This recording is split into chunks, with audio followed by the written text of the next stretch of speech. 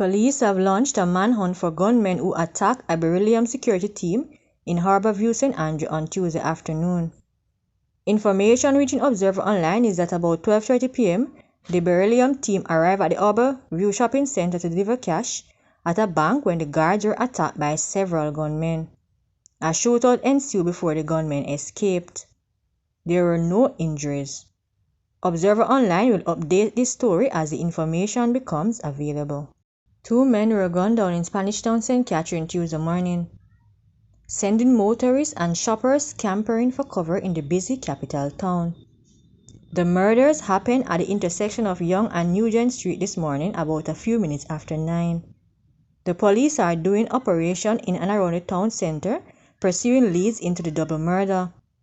Senior Superintendent of Police Howard Chambers, head of the St. Catherine North Division, told Observer Online.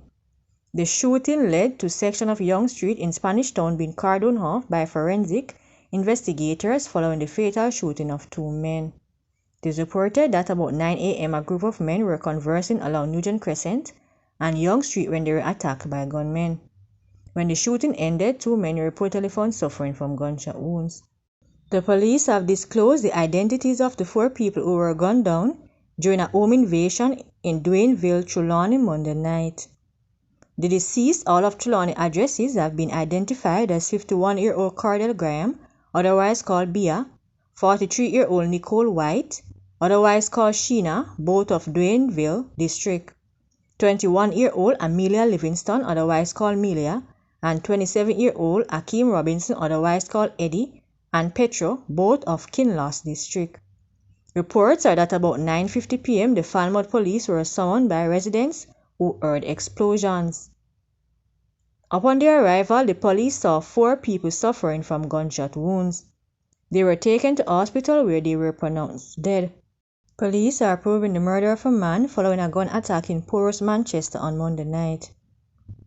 Police named the deceased man as 25-year-old Jamario Sewell, a resident of Redberry District near Poros.